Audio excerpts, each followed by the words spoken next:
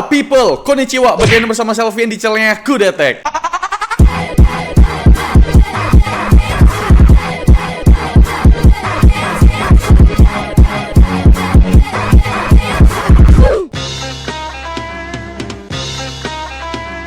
Samsung Galaxy S23 Ultra, HP yang kupakai jadi daily drive kurang lebih ya sekitar 5 bulan lah buat ngegantiin iPhone 14 Pro yang nyemplung di laut itu, bre.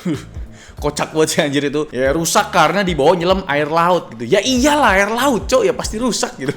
S23 Ultra ini kupakai dari bulan November 2023 tahun lalu ya. Dan harga S23 Ultra ini juga udah turun ya. Bekasnya tuh di kisaran harga 12 juta untuk varian yang 12 GB RAM dan 256 GB storage, bre. Mungkin ini waktu yang tepat ya untuk kalian beli S23 Ultra ini. Karena rasanya tuh value to performance-nya udah berasa, bre, di sekarang gitu loh. Dan rasanya tuh emang semuanya tuh udah ke cover lah si S23 Ultra ini buat dipakai. Karena dari dapur pacunya aja udah kenceng banget lah ya. Snapdragon 8 Gen 2. Pada saat itu memang kenceng banget lah. Dan masih kenceng juga untuk saat ini gitu ya. Tapi ya untuk tahun ini kan ada Snapdragon 8 Gen 3 ya kan. Berarti ya udah tergeser tuh ya kan. Kasta Snapdragon 8 Gen 2 sebuah SoC terkencang. Dan kemarin pun kita udah cobain ya di iQOO 12 dan emang kenceng banget tuh performa si Snapdragon 8 Gen 3-nya. Kali ini pun kita mau bandingin ya sama HP yang pakai Snapdragon 8 Gen 3 juga, yaitu Samsung Galaxy S24 Ultra. Karena kita penasaran seberapa signifikan sih peningkatan atau perubahan ya dari S23 Ultra ke S24 Ultra ini, bre. Karena dari segi desain beneran nggak ada perubahan yang ya major gitu lah ya kan. Buatku yang daily drive-nya S23 Ultra sebenarnya perlu nggak sih ganti atau upgrade ke S24 Ultra? Karena kan kalau dilihat dari harganya S24 Ultra nih mehong banget gitu ya. Ini aja S23 Ultra ya baru bisa kebeli itu pun second dapat harga murah, bre. Dan emang seperlu itukah upgrade dari S23 Ultra ke S24 Ultra? Jadi langsung aja kita coba bahas di video kali ini, bre. Tapi disclaimer dulu ya, kalau video ini tuh cuma kasih tahu pengalaman kita ke kalian soal use skenario pengguna S23 Ultra ini yang mencoba S24 Ultra, bre. Di video ini juga lebih sering mention si S24 Ultra ya, bre ya. Tapi juga kita ada bandingin juga kok sama S23 Ultra-nya. Dan ini video bukan sponsor dari Samsung ya, inget ya. Ini HP minjem sama Studio Ponsel. Kalau misalkan kalian mau beli HP atau lagi cari-cari HP, cari aja di Studio Ponsel tuh. Toko HP yang udah pasti terjamin dah gitu loh. Kalau mau cari per-apelan ya di Studio Ponsel. Tapi kalau mau cari yang Android-Androidan, kalian bisa cek yang namanya distributor ponsel. Udah jelas soal after sales-nya dan udah terjamin lah. Dan garansinya juga udah pasti nomor 1 gitu sama pelayanannya. Linknya kita taruh di deskripsi video ini pastinya, bre. Oke, kita lanjut lagi ya. Kita udah nyoba S24 Ultra selama 1 bulan ya. Dan kita sempat pakai S24 Ultra dan S23 Ultra ini buat nonton konser Bruno Mars. Nemenin pacar yang emang demen banget sama Mamang Bruno gitu ya kan. Padahal mah lagu kita kagak ada yang tahu gitu ya. Aku pribadi nggak ada yang tapal gitu kan. Emang sengaja emang minjem ke Studio Ponsel lah ya buat konseran pakai S24 Ultra dan mau dibandingin juga mas S23 Ultra gitu loh. Soalnya mau lihat perbedaan kualitas videonya, bre, dari S23 Ultra ini sama S24 Ultra sih lebih tepatnya ya. Ya aku pribadi pun udah nggak peduli lah soal performa gitu kan. Ya namanya juga flagship ya, jelas performanya pasti kencang banget gitu loh. Tapi boleh lah ya kita singgung sedikit ya soal performa dari kedua HP ini. Mungkin 3. iQOO 12 kan pakai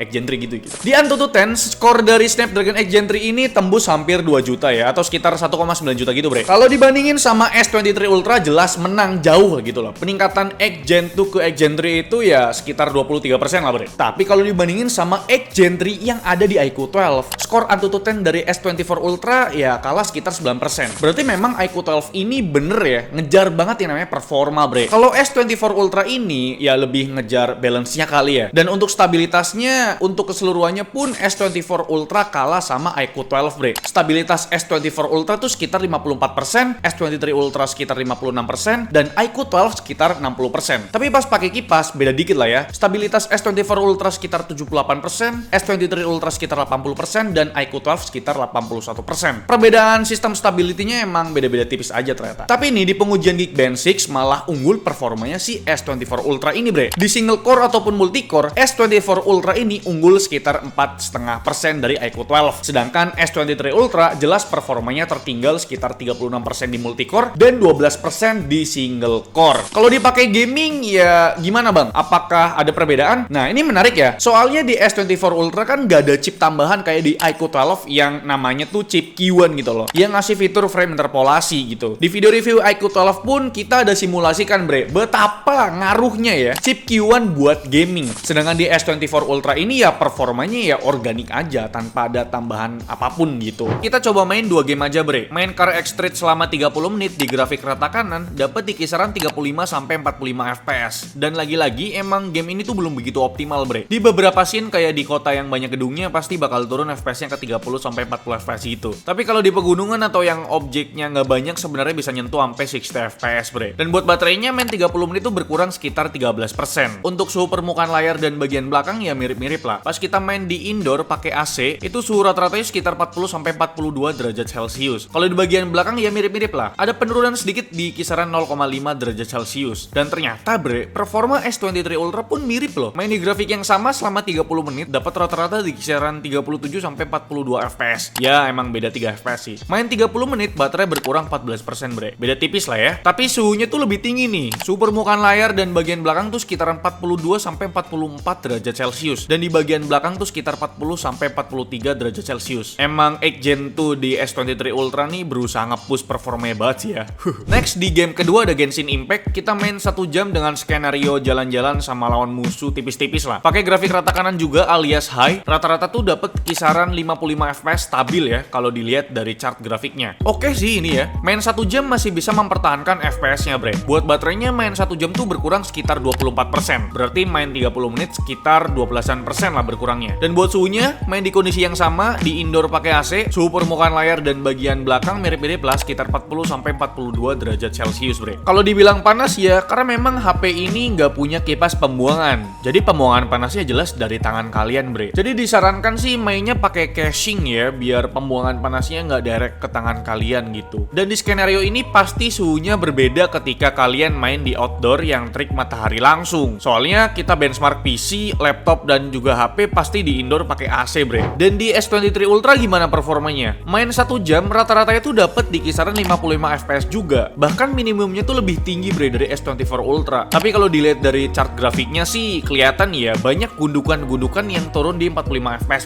Tapi setidaknya performanya mirip lah sama S24 Ultra. Buat baterainya main 1 jam baterainya tuh berkurang sekitar 25%. Ya lebih boros 1% lah dari S24 Ultra. Dan buat suhunya gimana? Pas kita cek pakai alat, main 1 jam suhu permukaan layar dan bagian belakang tembus sekitar 41 sampai 44 derajat Celcius Ya lebih panas 2 derajat dari S24 Ultra ya. Padahal mainnya tuh sama-sama di ruangan indoor pakai AC loh. Ya walaupun performanya mirip, tapi penggunaan baterai sama suhunya beda ya Lebih boros dan lebih panas si S23 Ultra. Ngomongin soal baterai usage-nya secara keseluruhan, S24 Ultra ini tembus 14 jam kurang. Dan dipakai seharian buat gaming dan lain-lain. Untuk screen on time-nya sih bisa tembus 10 jam Charging baterainya sih nggak begitu istimewa karena cuma support maksimal sampai 45 watt doang. Kita isi dayanya pakai charger 65 watt. Dari 1% ke 50% butuh waktu 25 menit. Sedangkan isi dari 1% sampai full 100% butuh waktu 1 jam 14 menit. Emang bukan waktu yang cepet ya, tapi semua fitur chargingnya tuh dikasih lengkap banget sama Samsung Ada wireless charging dan ada reverse wireless charging juga. Kalau di S23 Ultra gimana nih? Ternyata lebih irit 40 menit loh dari S24 Ultra untuk baterainya. Agak aneh sih ya. Padahal pengujiannya tuh sama-sama di volume dan brightness level 50%. Dan charging time-nya si S23 Ultra dari 1%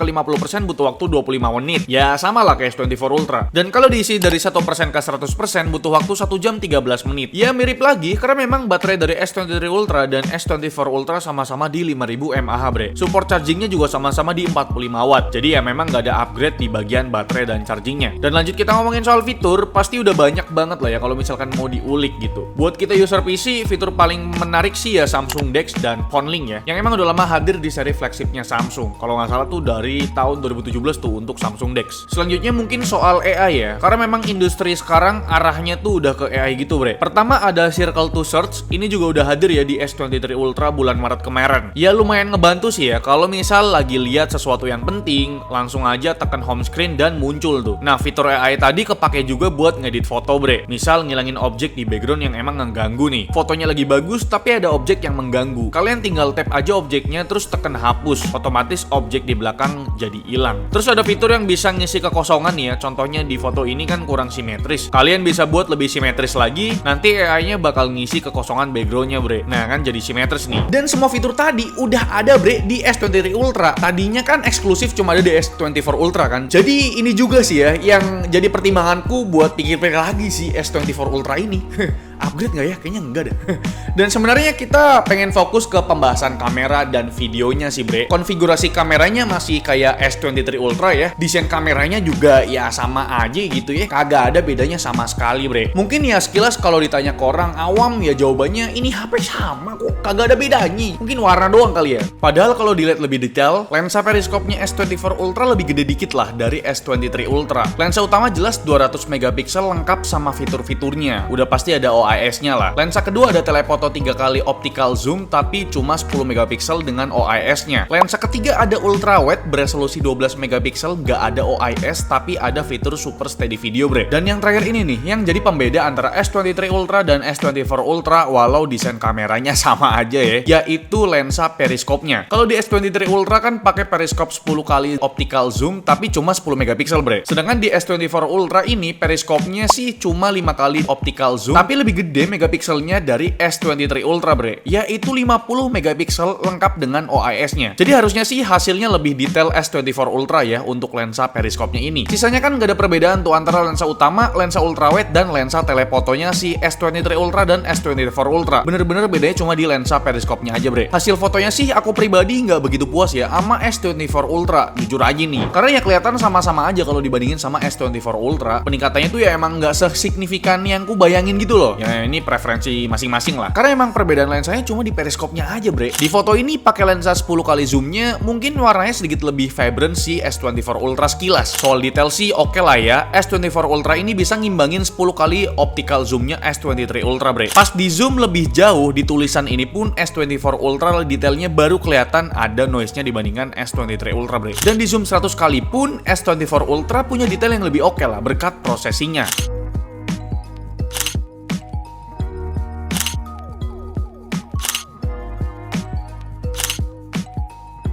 Next, di foto ini pakai lensa utama mode auto, S23 Ultra lebih saturated ya. Warnanya lebih keluar, tapi S24 Ultra punya tone warna kulit yang lebih natural. Sedangkan di S23 Ultra lebih ke merah-merahan gitu, bre. Kayak mau gosong gitu anjir. Pas di zoom di tulisan ini, detail S24 Ultra lebih oke. Kalau di zoom lebih jauh lagi, detailnya sekilas mirip lah. Next, di lensa telefoto 3 kali optical zoomnya, lagi-lagi di S23 Ultra, muka cewekku kayak kemerah-merahan gitu. Dan kayak gosong gitu lah. Sedangkan di S24 Ultra lebih konsisten hasilnya karena tone warna kulitnya lebih natural dan mendekati warna kulit aslinya, bre. Dan emang warna di S23 Ultra lebih vibrant lah. Warna hijaunya tuh berasa banget sih ditingkatinya. Soal detail sih lagi-lagi S24 Ultra lebih oke ya, walau noise di mukanya udah mulai kelihatan. Dan di foto ini nih, pakai lensa 10 kali zoomnya, yang S24 Ultra pakai 10 kali zoom digital, sedangkan yang S23 Ultra pakai 10 kali zoom optikal. Warna kulit ini kenapa sih bikin dilema? Di foto ini entah kenapa aku lebih suka hasilnya si S23 Ultra. Finishingnya tuh lebih enak dilihat gitu loh. Sedangkan di S24 Ultra ini bener-bener kagak dipoles gitu, bre, rasanya. Cewek pun kalau lihat foto ini harusnya lebih serk ya sama hasil S23 Ultranya. Dan soal detail, S24 Ultra bisa ngimbangin di bagian noise-nya lebih diminimalisir lah. Ya balik lagi ya, bre, walau 10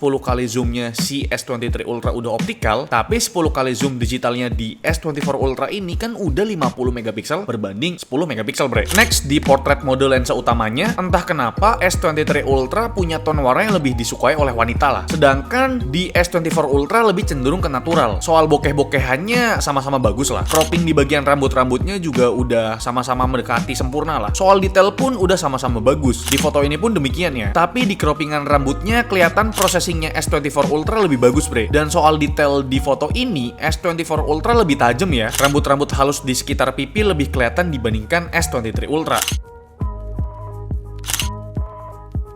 Dynamic range-nya luas, warna langitnya juga kelihatan jelas detailnya. Tapi kalau udah ada objek manusia, berasa banget noise-nya ya. Karena mungkin jauh juga sih jarak objeknya ya. Jadi kalau di zoom ya detailnya jelas menurun. Tapi kalau jepret-jepret foto tanpa objek orang sih udah lebih dari cukup lah di malam hari. Di zoom 5 kali atau 10 kali pun detailnya masih bisa dipertahankan, bre. Lensa utama dan lensa ultrawide di mode auto juga punya hasil yang konsisten ya. Warnanya enak dilihat, nggak oversaturasi, nggak over sharpness juga. Dan untuk perekaman videonya, S24 Ultra ini bisa ngerekam di resolusi tertinggi tingginya up to 8K 30 fps. Bisa dipakai di lensa utama dan lensa periskop 5x optical zoom-nya, bre. Sedangkan di S23 Ultra untuk resolusi 8K 30 fps-nya cuma bisa dipakai di lensa utamanya aja. Tapi tetap aku pribadi nggak pernah pakai juga sih ya untuk 8K 30 fps-nya. Paling ideal kalau HP flagship begini pakainya ya di resolusi 4K 60 fps aja, bre. Bisa juga di 4K 30 fps, Full HD 60 fps, dan Full HD 30 fps. Yang bikin menarik dari S24 Ultra ini ya perekaman video 4K 60 fps-nya. Karena udah bisa instant zoom dan bisa gonta-ganti semua lensa, bre. Udah bisa bersaing banget lah sama iPhone 15 Pro Max. Ini bisa jadi opsi juga ya buat yang demen konseran. Karena selama ini HP buat konseran masih didominasi oleh pengguna iPhone. Karena kan zoom-zoomnya itu loh asik banget di iPhone. Dan fungsi dari lensa periskop 5x digital zoom ini biar perpindahan lensanya tuh lebih bervariatif. Dari ultrawide ke 1x, ke 3x, terus ke 5x, barulah ke 10x gitu loh. Kalau mau dari lensa ultrawide terus langsung ke lensa 5x atau ke 10x juga bisa. Itulah yang dicari oleh orang yang demen konseran, bre. Sedangkan di S23 Ultra kan nggak bisa tuh gonta-ganti lensa instan di resolusi 4K 60 fps-nya. Harus pilih salah satu lensanya buat ngerekam 4K 60 fps. Kalau mau gonta-ganti lensa pas ngerekam video ya harus diturunin ke 4K 30 fps atau Full HD 60 fps. Baru dah bisa dipakai semua lensanya. Ini yang user iPhone nggak suka dari Android, bre.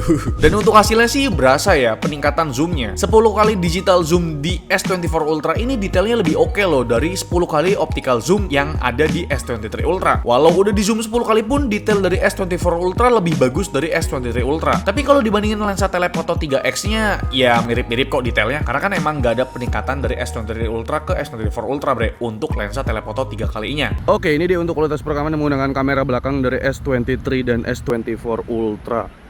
Ya kan, pakai resolusi tertingginya 4K 60 fps sambil jalan kaki. Gimana menurut kalian untuk warna, untuk stabilisasi, untuk highlightnya, kontrasnya? Ini dia kualitas perekaman antara kedua HP yang berbeda ya. S23 Ultra dan juga S24 Ultra dipakai di ruangan yang bisa dibilang minim cahaya ya. Ini pakai sama-sama 4K 60 fps. Gimana menurut kalian? Mana yang lebih stabil? Mana tone warna yang lebih oke? 262 tujuan Singapura.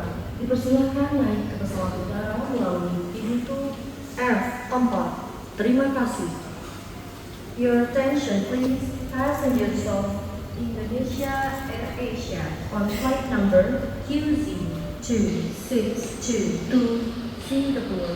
Please board the aircraft through gate F4. Thank you.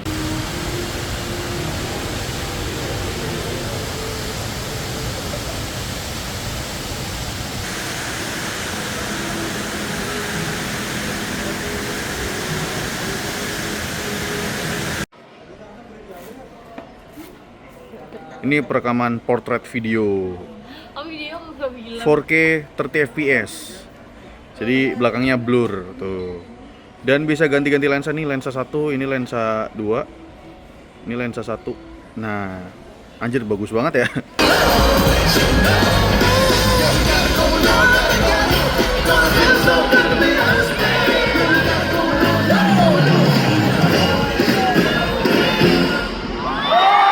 Kalau buat foto-foto Mang Bruno, lensa 10 kali digital zoom-nya masih bagus hasilnya, bre. Detailnya masih terjaga, noise-nya juga nggak begitu berasa lah. Kalau dibandingin sama S23 Ultra sih, bisa dilihat detail dari S24 Ultra masih lebih baik lah. Mungkin kalau brightness-nya pas foto diturunin lagi, hasil dari 10 kalinya S23 Ultra detailnya akan bagus juga kayak S24 Ultra, bre. Kira-kira itu dia, bre, untuk pembahasan tentang S24 Ultra yang kita bandingin juga dengan adiknya yaitu S23 Ultra. Kalian juga bisa nilai sendiri lah ya, kalau S23 Ultra ini pun masih sangat mumpuni ya untuk dipakai daily. Dipakai 1-2 tahun pun aku rasa ya pede-pede aja lah gitu. Dari segi performa, Snapdragon X Gen 2 masih bisa lah ya ngimbangin di penggunaan gaming sekalipun. Ya walaupun memang X Gen 3 ini kencang banget ya. Fitur-fitur dari AI pun udah masuk ya di S23 Ultra. Di bagian kamera, aku rasa peningkatannya hanya di bagian lensa periskopnya dan perekaman videonya, bre. Emang nggak bisa dipungkiri ya, bre, kualitas perekaman video dari S24 Ultra ini untuk konseran nih kan sangat amat membantu, bre. Tapi ya di beberapa beberapa kondisi ya, hasil perekaman video dari S23 Ultra juga ya nggak bisa dibilang jelek bre. Walaupun memang ada penurunan dari segi detail ya, dan stabilisasinya sih S23 Ultra kok kayak kurang gitu lah. Kualitas layar dari S23 Ultra juga masih bisa diandelin lah ya. Sekilas emang nggak ada perbedaan ya antara layar S23 Ultra dan juga layarnya S24 Ultra, karena ya sama-sama pakai panel AMOLED 2X 120Hz refresh rate HDR10+.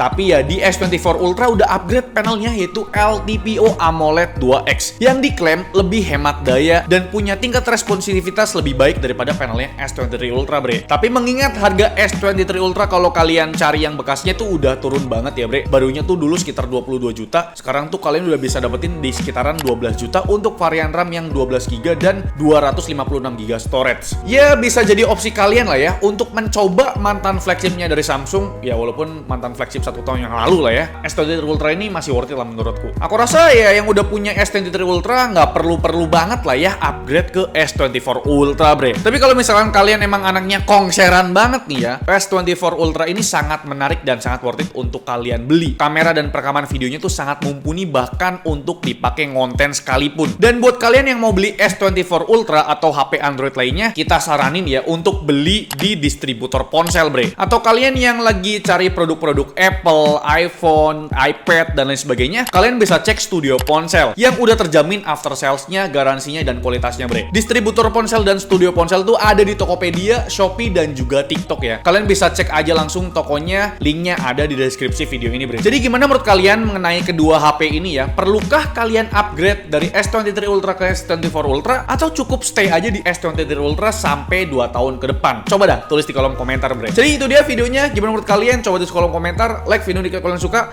dislike kalau saya jelek, dan jangan lupa untuk tekan tombol subscribe yang warna merah kalau misalkan kalian belum subscribe channel ini bre. Selfie yang selaku host di channel mengucapkan terima kasih, sampai jumpa di video selanjutnya.